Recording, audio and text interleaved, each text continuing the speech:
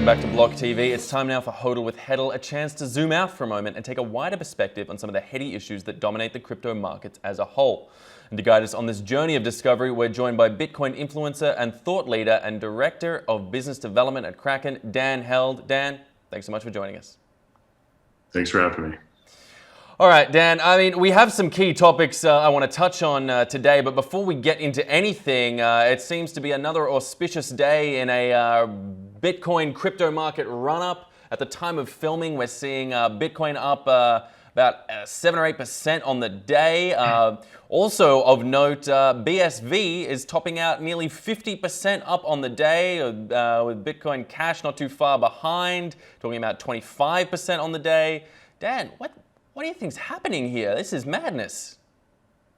Great question. Well, this is a typical state of the crypto world with prices going wild. I mean, that's why we've seen crypto assets 10x, 1000x, and 10,000x, is that they're very illiquid and that the capability of them to move from 0 to 1 to 2 to 3 to 20 is pretty easy to do. So I think that's what we're seeing with like assets like Bitcoin Cash and BSV. There's no new market information that is being reflected in the price of the asset. It's simply a very small float. You got to remember that a lot of Bitcoiners never redeemed their Bitcoin Cash or Bitcoin BSV, which means that there's a lot less liquid supply out there, aka a much smaller percentage that can be bought or sold. So with that, I think we see more dramatic price increases in, as we saw in the bear market, decreases. So with Bitcoin and Bitcoin Cash and Bitcoin BSV, with Bitcoin BSV in particular, I think this is somewhat of an exit pump, where if you drum up interest and you create price action, people are drawn to it. As Satoshi originally hypothesized, people will be instinctively, pulled in by their greed when price appreciates on an asset. And that's for any type of asset: Bitcoin, corn, cattle futures, anything. So I think what's happening right now is they're drawing in interest with BSV, pulling in people to be interested, going, hey, what is BSV? They buy BSV because of it, and that now allows them to have a more liquid market to sell into, because the market was highly illiquid before that.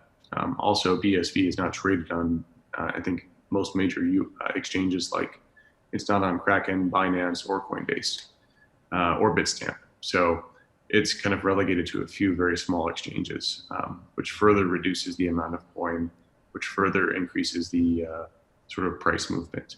With Bitcoin itself, Bitcoin is moving up steadily. I think kind of in the, I'm in a bunch of different trader chats. A lot of the technicals traders have been calling this for a little while. The technicals traders have seen a wide variety of different indicators kind of flashing buy, or this is a bull market again.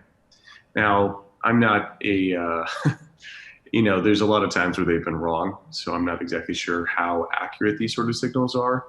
But I think overall, with kind of a general sentiment with the technical traders, they kind of overwhelmingly felt bullish over the last few weeks. So this might be either a reflection of those numbers actually being somewhat of a signal, these metrics that they look at, or it could be that they're all in aggregate believing that each other are correct and buying ahead of that. So it's always interesting to speculate as to what moved Bitcoin, but with this one, there's not a lot of information or news catalysts that we can point to that really definitively mark, pre and post where Bitcoin started its run up.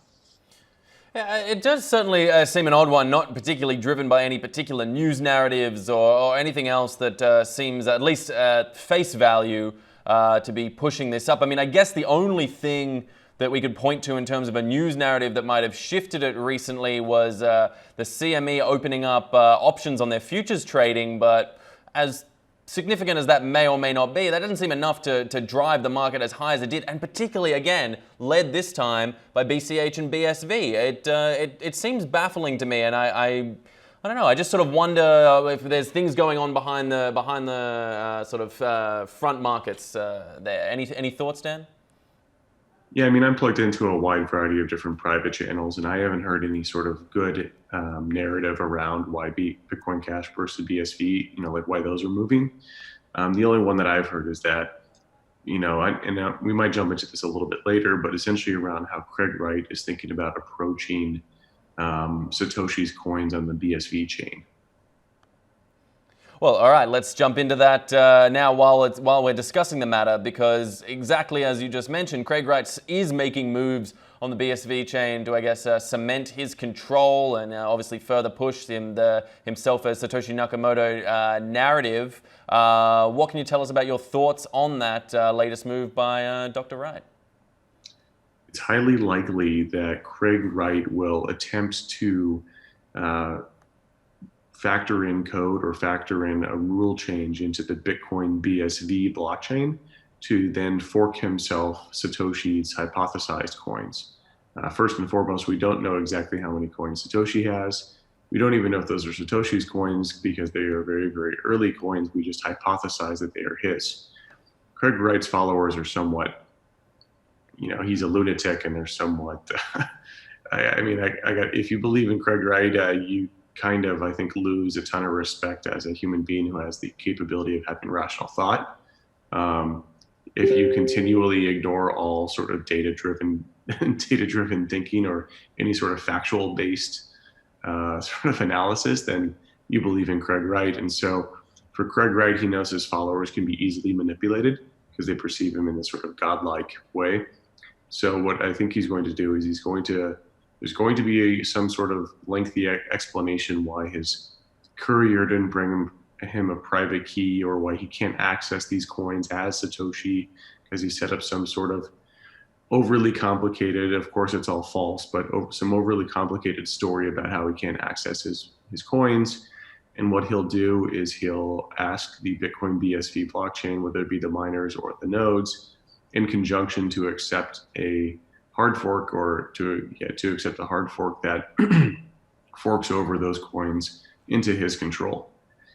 This is the ultimate exit scam for Craig, because now he's convinced an entire group of individuals to give him hundreds of millions of dollars. This exit pump that's going on right now drums up interest ahead of this sort of planned move. This now gives him a more liquid market to dump hundreds of millions of coins into. It also might, for some people, especially the people who are easily manipulated by him and have a poor mental model, for them this might reaffirm again that he is Satoshi, which is, I think, absolutely absurd given the mountain of evidence we have otherwise. So I think this is the ultimate pump and dump devised by people in crypto. I think it's crypto is always a very volatile, crazy place, and I think this makes the most rational sense for him to do if you wanted to pump and dump on a group of followers who believe you wholeheartedly despite mountains of evidence suggesting otherwise.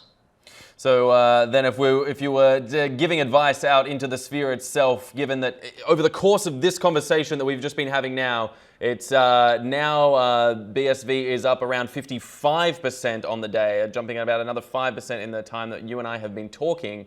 Would you say that if you were a betting man, you'd put your money, you'd short BSV right now and put your money on a big dump coming in the near future? Short-term trading, I'm not exactly within my scope of expertise, but I certainly think BSV is overvalued. Its long-term value is zero. So between now and a long-term value being zero, it's going to drop between there. I'm not exactly sure when. Shorting is somewhat difficult because you have to, I'm not sure if there's a robust shorting market for BSV, which could also lead to explain why the market has skyrocketed so much. So yeah, I don't recommend buying it. Let's put it that way. Fair enough. All right. So now, price action. Of course, it's important. Of course, it's critical. But on this roller coaster of a day and this volatile period we seem to be in right now, I'm sure we'll have plenty of conversations and time for that sort of chat to be had in and around all the sphere. So let's move on to something beyond purely price action and talk about some real developments that are happening throughout the sphere. Now, rumors have abounded in recent times, Dan, that Twitter is considering adding a tipping channel onto their site. seems not to come from the most definitive of sources, but certainly the rumor is there and speculated that Bitcoin could potentially be the use case that's put out there, the coin that they're relying on. What do you think of this move? Is it credible? And do you think it could be a useful tool on that platform? Yeah, so I worked at a startup called ChangeTip back in 2015, and ChangeTip attempted to do micropayments over social media using Bitcoin. So we allowed you to, it was more than a like, it was more than a favorite. It allowed you to add a small amount of value when you tweeted at someone or when you responded to their Reddit post. And it really added a very interesting and rich and organic way to connect with people that you follow and communicate with on these social media platforms. And so we did that 5 years ago. And, ultimately we were born in the cold crypto winter of 2015 and we didn't survive, but it was a really cool experiment to see how people interacted with that tool. Over 5 years, we've seen ways that people with a large following can engage and monetize their users. So it only makes sense that Twitter becomes one of the, Twitter comes up with maybe a fresh take on that, which would be around micropayments or tipping behavior. I think this is a brilliant move by Twitter. Twitter for a long time has kind of been a more stagnant social media product. I personally find it really, really entertaining and I love it as my primary social media product. But, if you're not in finance, tech, or crypto, there's not a ton of conversations going on versus, I think Instagram, which has, I believe, over 1 billion monthly actives versus Twitter, which I think is only 100 or 200 million monthly actives. I'm somewhat making those numbers up, but I think it's within the ballpark of that. And so I think it's a brilliant move by Twitter to engage their audience even more. I think it's probably been talked about at Twitter for a long, long time. Back 5 years ago, we felt that Twitter would maybe steal our idea. So I'm certain they must have heard about it. I'm certain they must have explored this before. And so maybe now is the right time where the UX has been thought through, the payments can be linked up, and knowing Jack Dorsey, given that he's a really, really big Bitcoiner, I'm sure he would love to link Square with Twitter, given that he's the CEO of both companies and Square has Bitcoin functionality. But I think that's largely hypothetical. I don't think he's come out and explicitly said that. But given that he's the CEO of both companies and that he loves Bitcoin, there's certainly a chance. There is certainly a chance, and I sort of want to speculate with you here about what impact that could have, and with your own experience in mind with ChangeTip, but the impact that sort of move could have on the social media space. Because up until now, outside of the realm of specific fundraising sites, Kickstarters and whatnot, social media, the paradigm of social media has largely been a free environment. And it's just interesting to me what could happen, for good or bad, but what could change fundamentally when you start bringing that monetary incentive directly between the user, and no advertiser is an intermediary, no sort of selling products, but from user to influencer or whatnot, or to thought leader, bringing that monetary incentive in, how that could potentially shift or at least exacerbate the change in the paradigm of the internet. What are your sort of thoughts on that in social media? Yeah, that's a great question, which is around, hey, how does this influence behavior? How would this change the dynamic between a follower and someone who's more influential? I think, when we look at other services like Anchor FM, for example, you can monetize your podcast and people can donate directly to you. They can support your podcast, but those amounts are typically $5 and over. So it'll be a $5 monthly recurring payment. Or on Patreon, you can subscribe to different tiers of connectivity with your favorite influencer, or maybe you pay them $5, $10, $15 or $20 or $1,000 based on different tiers that this influencer has set up. It could be anything from chat groups to a signed birthday card to X, Y, or Z. Now, what's cool about Twitter exploring payments on Twitter is I'm assuming these will be much smaller. These might be $1 or 50 cents or 10 cents. My hope is that they really get to explore the micropayment space, because micropayments have kind of been this holy grail of tech that haven't really been explored and monetized and interacted with well. So it would be really cool to see them come up with a unique way on the micropayments level to engage, followers with their influencers. So I think the micropayments angle and, throwing out 5 or 10 cents, different tweets or different people that you follow, I think would be really, really cool. I think it certainly cements a tighter bond between the two. Right now it's more, on Twitter, there's more of a broadcast. The influencer broadcasts their thoughts and the followers interact with it. And certainly there can be, replying and favoriting sort of behavior that strengthens that bond, but there could be even more where they, essentially send each other monetary value. And maybe, an influencer could do giveaways that are much more programmatic. I don't know if you've seen the recent trend on Twitter where people do giveaways if you like and retweet and follow them. But maybe Twitter is seeing this behavior and wanting to tap into that, where a influencer on Twitter could have a random reply generator where the influencer will automatically send a $100 giveaway to a certain individual who replies to a tweet, and Twitter could have a randomization function to where it could ensure a fair sort of raffle. It's certainly a fundamental shift in some ways, or as I said, an exacerbation of a change in paradigm in the way that people engage with people on the internet. I suppose closing the loop finally between that sort of social interaction and now being able to facilitate those financial interactions, a potentially brave new world out there.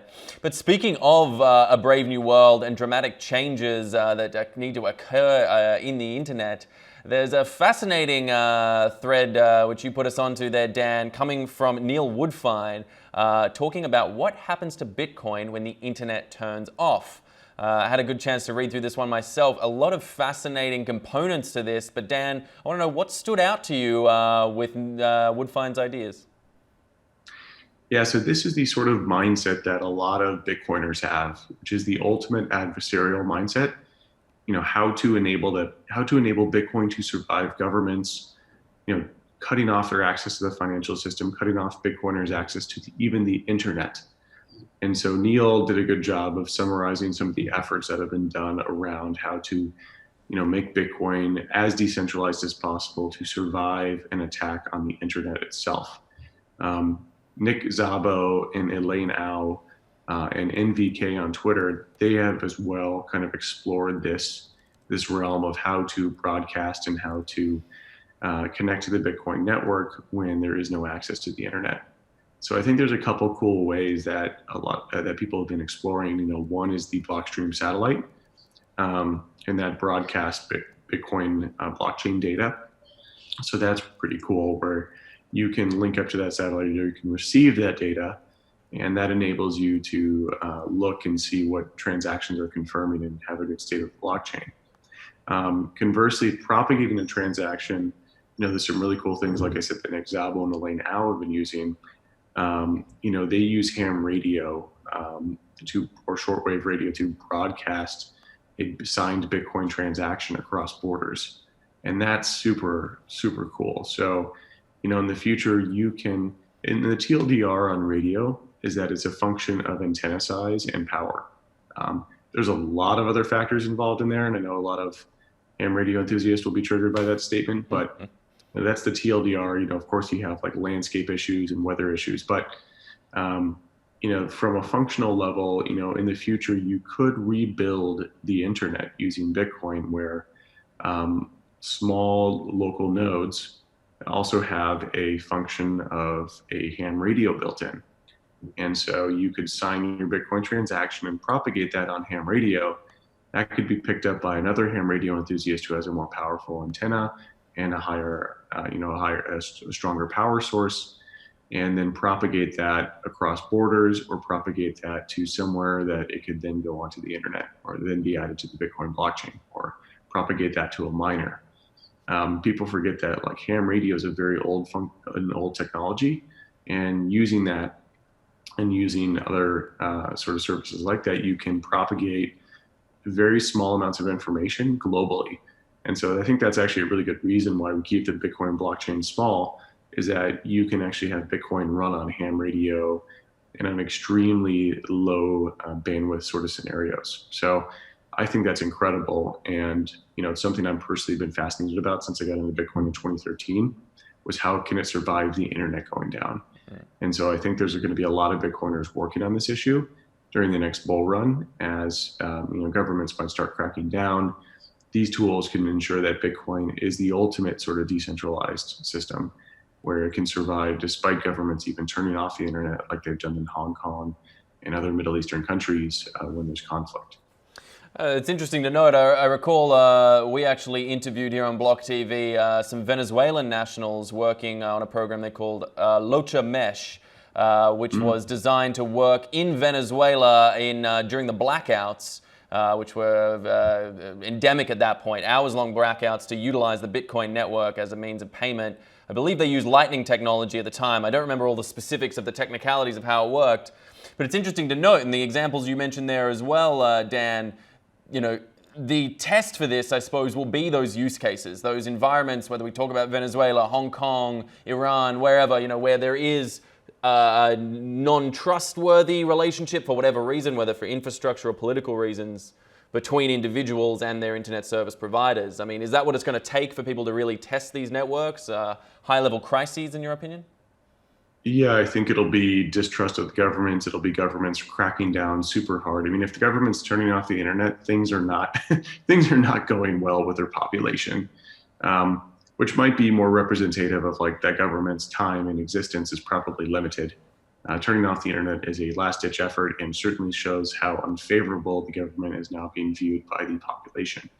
There have been instances where even the U.S. government has done things that would be considered very authoritarian to its own population. And, for example, was it Executive Order 6012, which is it's either that or 6102, which is the, U.S. banning gold. You've also got during World War II, the U.S. banned ham radio operations. Now, the interesting thing about radio is that it's not possible to stop usage unless you jam the frequencies. So the problem with jamming, though, and this is why spies in the Soviet Union used ham radio, they used burst ham radio directional transmission, which means you can't triangulate the radio transmission because it is only broadcast in one specific direction. It's done in a burst fashion. So it doesn't give you enough information to triangulate the radio position. The thing about ham radio or radio frequencies is that, yes, you can jam it on a local basis, but you would have to jam it. You'd have to place jammers all across your entire country, which would be extremely expensive and not necessarily even functional. So that's where I think like ham radio or other using radio frequencies to, using old sort of transmission technologies to propagate something like that's very low bandwidth, like the Bitcoin blockchain, can be done and is extremely hard to shut down. Certainly, there is the potential out there for those looking to work outside the system, which has many in the Bitcoin and cryptocurrency world do intend to look beyond and see without. Plenty of options there in the future, and a great thread I highly recommend everyone have a look at there. Dan Held, I want to thank you so much for being with us this week. A last note, BSV is up now 78% on the day as we're here. Just an incredible point to watch out there. We'll have to see how that all plays out in the days and weeks ahead. But in the meantime, Dan, thanks so much for being with us. And for those at home, keep watching at blocktv.com for all the latest in news and information. I'm Westropp-Evans. Thanks for watching.